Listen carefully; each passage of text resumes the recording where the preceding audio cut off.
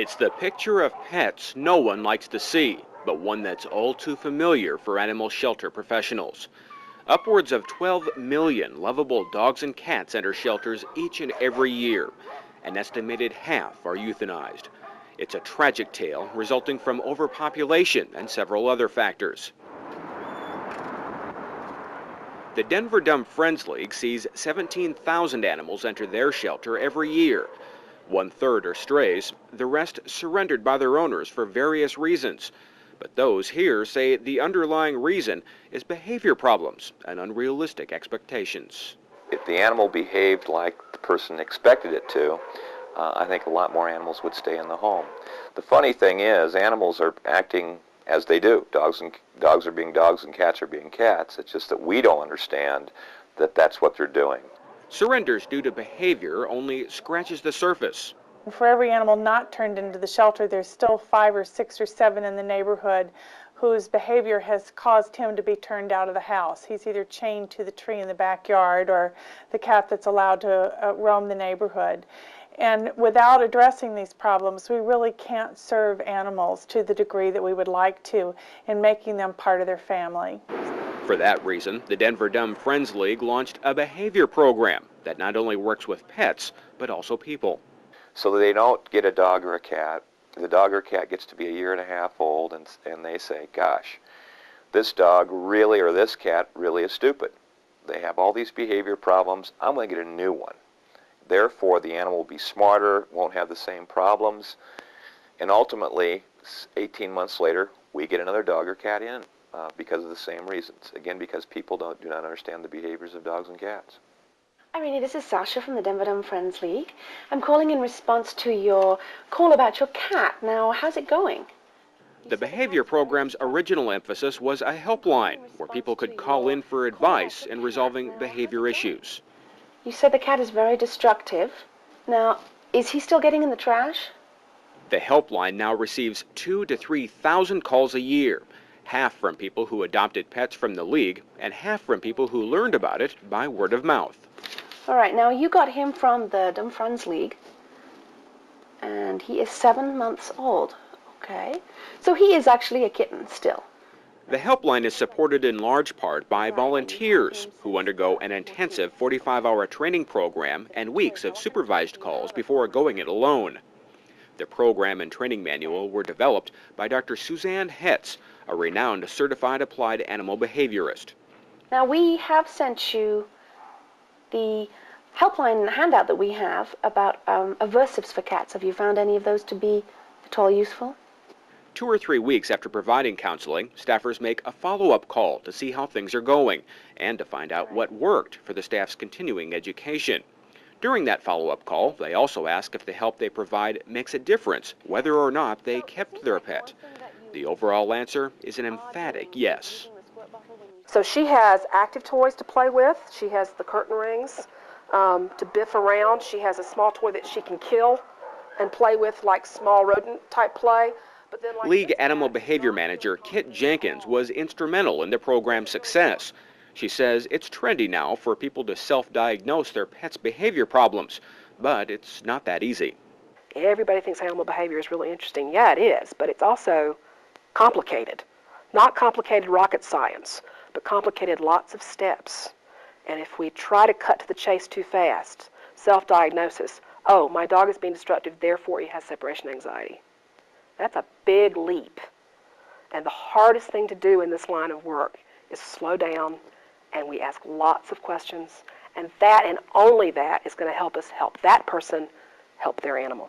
Since the success of the helpline, the League's behavior program has branched off to include a pet parenting class where potential or current adopters learn about responsible pet ownership and animal behavior to help prevent potential problems.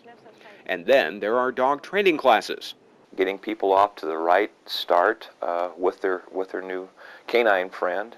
So dogs, again, animals need something to do. They need something to focus on. That's why obedience classes are so important to the animal as well as the person, the caregiver, because the animal can have a purpose in life, more or less. They enjoy it just as much as the people do. Sit. I'm going to try to lower the sit. by moving my hand back over her head. Good sit. Very nice. And Training is not just for pets with owners, it's also for those awaiting a home. The League's Head Start program provides training for special needs shelter animals. Watch me. Good, watch me. What a good girl. Since we get many animals, or many, especially canines, dogs, that are adolescents, so to speak, teenagers, that are rambunctious, very playful, and people that did own them or did give them care truly didn't understand the behavior, let certain behaviors continue, which developed into problems. We work with these dogs to make them much more adoptable by teaching them good manners. Good boy. Good boy. Down. Good boy. What a good boy. Let's go for a little walk. The Head Start program's success shoots down the argument that you can't teach an old dog new tricks. Good boy. As long as you're willing to continually give that animal positive reinforcement, you can train the dog. You gonna flirt with me a little bit? Yeah. Yeah, okay. Jenkins says everything works together, from parenting classes in the Head Start program to more subtle things like kennel placement. So this is a very active area. For a cat like Jewel, that's great because it gives her stuff to do. She's a people cat, she's interested, and it's an outlet for her mental and physical energy. For a cat like Freya, this may be too much for her, and she doesn't have a way to get away from it. Jenkins says environment makes a big difference on an animal's mental and physical health. But she's really very, very tense. She's not eating her good stinky food from this morning. I don't see any signs that she's moved in several hours. Staff is taught how to read and interpret this behavior and utilize a stress rating chart for the kennels. So I just moved Freya from one of our highest stress kennels to one of our lowest stress kennels, and I'll check her in a couple of hours, and I'll guarantee you she'll be asleep. You're a flirt. One goal is to give potential adopters a much better idea of how the animal will behave in a home environment. And a more important issue is animal welfare. Even if the dogs and cats don't get adopted, the program strives to improve their time in a very stressful environment. We can't make it perfect, we can't make it a home, but we can make this temporary situation better, including if we euthanize these animals. We know that we did the best we could for them while they're in our care. And stress management is a big part of that. As we're reducing the stress for the animal here by recognizing their needs, we're learning more about them. And that way we can place them in the right situation. Yeah. Jenkins says putting all these pieces together in a certain order made a difference quickly. She says understanding individual needs and making the right match resulted in a 32% drop in the return rate the first year. That's now leveled off to a steady reduction rate of 12%, which Jenkins attributes to training. I mean, it's proven that an animal with a name and a toy in its kennel is more highly adoptable. It's going to get visited with because it's seen as an individual. So the fact that we're seeing them and recognize them as individuals definitely trickles down. So what starts as staff education becomes patron education and works across the board from the minute that animal becomes part of our responsibility. Jenkins says their success is not because the League is a large, full-service shelter. The most exciting thing about it, though, is there's nothing magical about it. We are not doing anything that is brilliant. And most people know this stuff. Most people who've been around animals for a long time, especially in a shelter environment, know this stuff. They may not know they know it, and they may not have ideas of how to apply what they know. But that's what we're hoping to share with other folks working in shelter environments. Jenkins says facilities of any size, even non-shelters, can benefit from incorporating pieces of these behavior programs on any level, even with no financial output and with minimal people.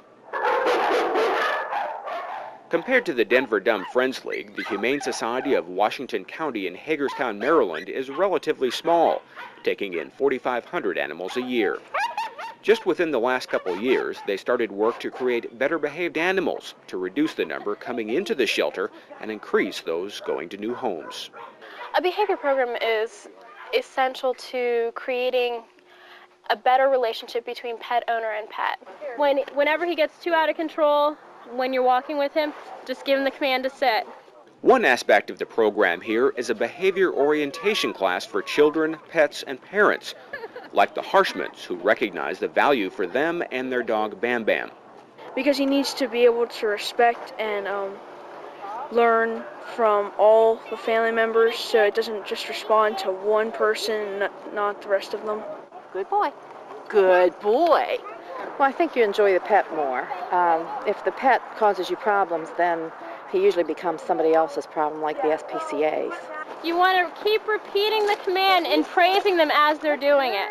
They also came for the 25% discount coupon with a professional dog trainer, offered by the Humane Society as an incentive, along with spay-neuter discounts.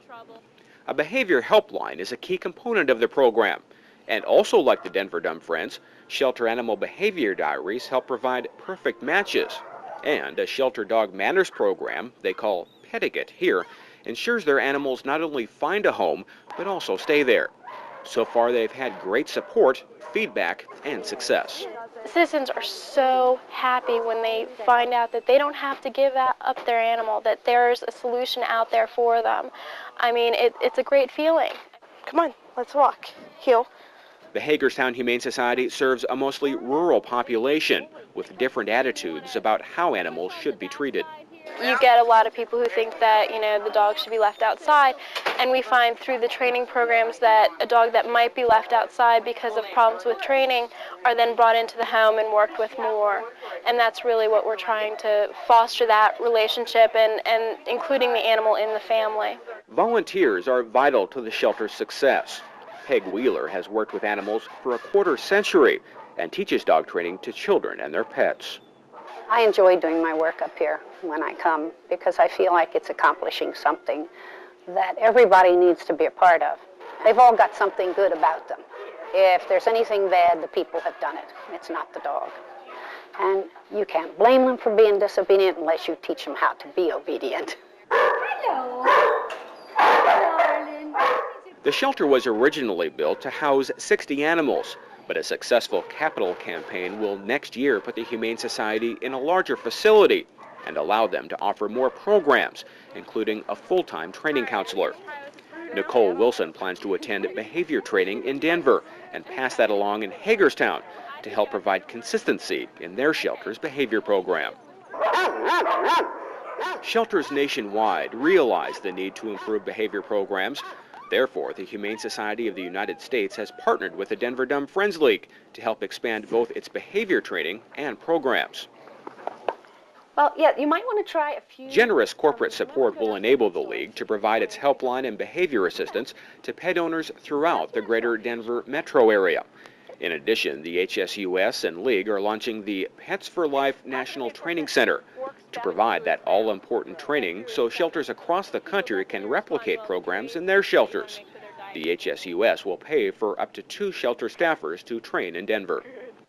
The training center is a centerpiece of the HSUS's Pets4Life campaign, which combines several programs to address the issue of bond barriers and bond breakers, those things that prevent companion animals and their families from bonding.